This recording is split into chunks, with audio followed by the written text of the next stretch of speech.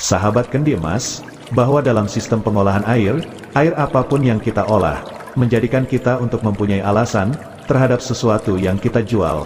Tanpa alasan kita tidak punya bahan untuk kita ceritakan kepada orang lain tentang produk yang kita buat. Dalam urusan air bersih dan air minum, pemerintah telah menetapkan melalui Peraturan Menteri Kesehatan tentang standar kualitas air bersih dan air minum yang boleh kita konsumsi. Air haruslah bersih, bening, tidak berbau dan tidak berasa. Dengan adanya standar yang telah ditetapkan dalam Permenkes tersebut, maka kita semua mempunyai tolok ukur kualitas air seperti apa yang dapat kita olah dan kita produksi untuk kita pasarkan. Sahabat Kendi Emas, di lapangan kita temui banyak pebisnis air yang menawarkan air dengan total disolved solid atau TDS yang sangat rendah, berkisar antara 0 hingga 90 ppm. Air minum dengan standar TDS 0 hingga 90 ppm adalah tidak tertulis, dan hanya iklan persaingan yang dilakukan oleh para pebisnis dalam menentukan standar air jualannya masing-masing. Persaingan pelaku usaha air ini menjadi peluang juga bagi produsen penyedia perangkat dan aksesoris pengolahan air. Kemampuan untuk menawarkan produk ini memberikan alasan kenapa banyak perangkat dan aksesoris tambahan untuk pengolahan air bersih dan air minum menjadi pilihan alternatif bagi pengelola usaha air bersih dan air minum. Sahabat Kendi Emas, 30 tahun lalu, saya mengenal pola usaha dan sistem pengolahan air bersih dan air minum. Saya mempelajari sistem pengolahan air yang baik yang memberi efek baik dari segi peluang usaha, kebaikan dari kualitas air itu sendiri, dan semakin fokus pada manfaat air untuk kesehatan.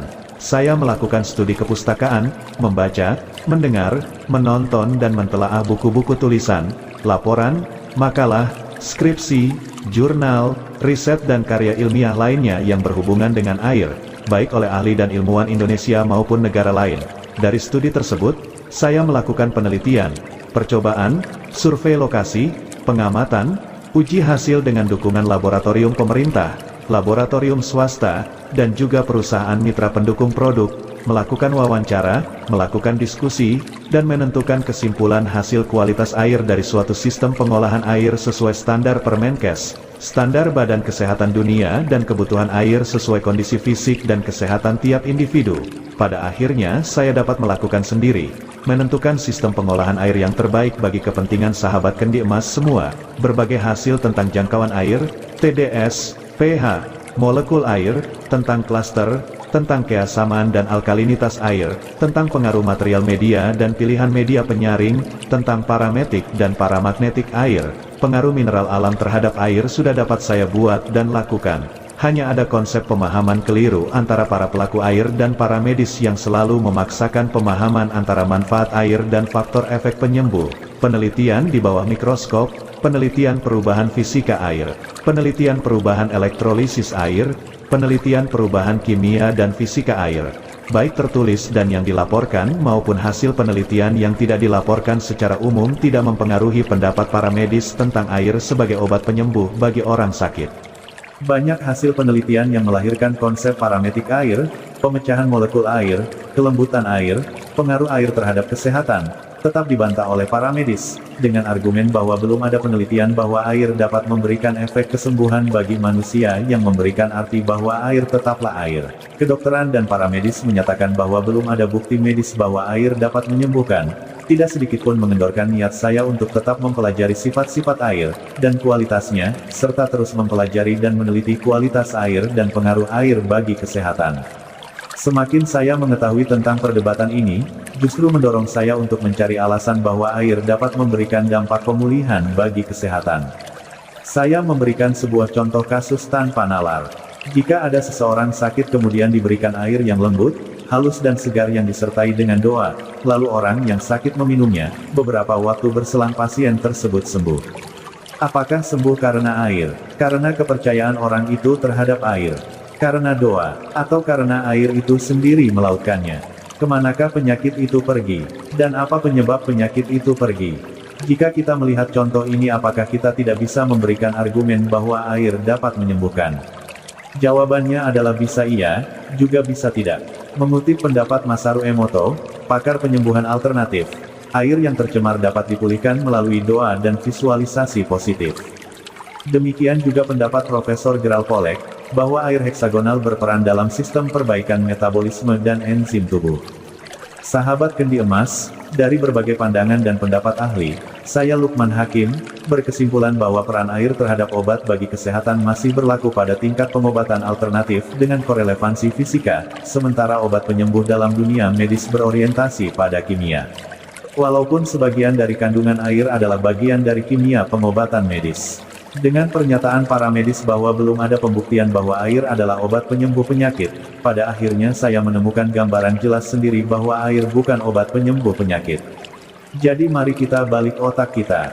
Air penting bagi kesehatan manusia karena 99% tubuh manusia terkandung air, mulai dari ujung kaki hingga ujung rambut. Kurang air manusia sakit, tanpa air akan mati. Air menopang kesehatan dan stamina tubuh, dengan stamina dan kualitas tubuh yang baik, tubuh akan mampu melawan penyakit. Jadi air bukan obat menyembuhkan penyakit, tetapi air mampu dan membantu mendorong pemulihan kesehatan dan menciptakan kualitas hidup menjadi baik.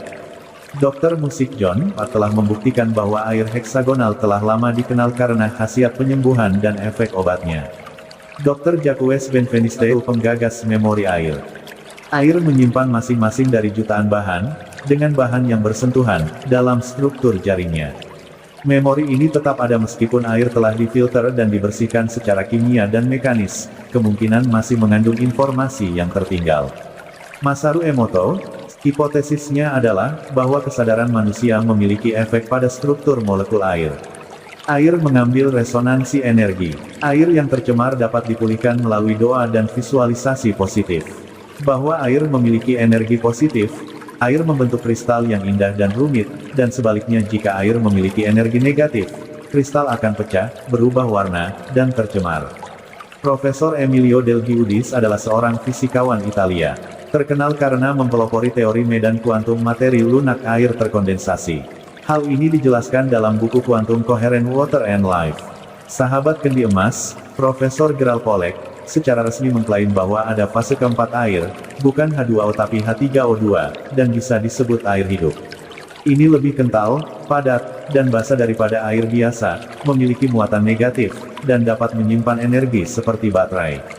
Air heksagonal adalah struktur geometris kristal yang dibentuk oleh 8 molekul air, bintang tetrahedron atau bintang Kepler. Ini dianggap sebagai struktur air yang paling stabil dalam keadaan cair. Dari tampilan profil bentuknya dapat dilihat sebagai bentuk segi enam yang sempurna. Geometri khusus ini menghasilkan efek yang disebut koherensi molekuler. Koherensi molekuler memperkuat kemampuan alami air untuk mengarsipkan dan mentransfer informasi. Suatu jaringan air disebut koheren, yaitu ketika air mampu mempertahankan beberapa stabilitas saat molekul bergerak. Semakin terstruktur, ditandai dengan peningkatan ikatan hidrogen, semakin besar koherensi, semakin besar pula kemampuan air untuk menyimpan dan membawa sinyal dan informasi lainnya. Dalam dunia fisika, ini disebut sebagai koherensi kuantum. Pada bagian yang sangat kecil kuantum, terdapat kesatuan dan kerjasama koherensi. Dr. Mujon dalam buku, The Water Puzzle and the Hexagonal Key, 1986 memberikan bukti ilmiah yang menunjukkan bahwa struktur heksagonal air, lebih disukai oleh semua organisme biologis. Air heksagonal juga berperan dalam fungsi DNA sehat, reaksi enzim dan berbagai fungsi metabolisme. Dr. Musik John menemukan bahwa pemulihan air heksagonal dalam tubuh kita dapat meningkatkan vitalitas, memperlambat penuaan dan mencegah penyakit. Proses penuaan juga merupakan fungsi dari hilangnya air heksagonal tubuh dari sel-selnya. Di manakah air heksagonal, yang lembut, hidup, basa, paramagnetik dan memiliki energi kuantum. Dari pendapat beberapa ahli tersebut di awal, bahwa air heksagonal, yang lembut, hidup, basa, paramagnetik dan memiliki energi kuantum berada banyak hampir di seluruh penjuru bumi. Dr. Gerald Pollack, Profesor Bioteknologi UW di University of Washington, telah mengembangkan teori bahwa air sebenarnya tidak termasuk cairan. Sahabat kendi emas, saya mencatat beberapa perilaku air yang saya amati sendiri secara nyata dalam kehidupan sehari-hari. Air dapat menghantarkan listrik, air punya energi untuk menggerakkan turbin. Air mempunyai kekuatan untuk mengapungkan benda bahkan besi. Air menjadi panas ketika dimasak, dan air dapat menjadi padat pada suhu 4 derajat Celcius, tetapi akan kembali menjadi air pada kondisi suhu normal. Sahabat kendi emas, tidak ada cairan yang berperilaku seperti air. Dan perilaku air ini sangat istimewa. Saya sependapat dengan Dr. Gerald Polek bahwa air sebenarnya bukanlah cairan. Air dapat menghidupkan. Air tempat jasad hidup berkembang dan bermutasi. Air mengatur tumbuh kembang tumbuh-tumbuhan dan makhluk hidup. Air menata ekosistem dan alam semesta. Air dapat melarutkan apapun. Air dengan pemicu mampu menembus baja. Bahkan air dengan energinya mampu meluluhlantakkan daratan pemukiman, dan menerjang apapun yang ditemuinya. Dan yang berhubungan dengan kita adalah air tidak bisa dimanfaatkan. Ketika volume air di dalam galon sudah penuh, dapatkah Anda manfaatkan supaya bisa ditambah isinya? Tentu tidak, artinya air tidak dapat dikompresi atau dimanfaatkan. Sumber air dengan kualitas heksagonal terbaik berada di pegunungan, di bawah air terjun, pada aliran sungai di gunung dan pada sumber-sumber alami di pegunungan. Kendi emas menyimpan rahasia bening, kesegaran air yang tercurah. Diriku kini menjadi air kendi emas,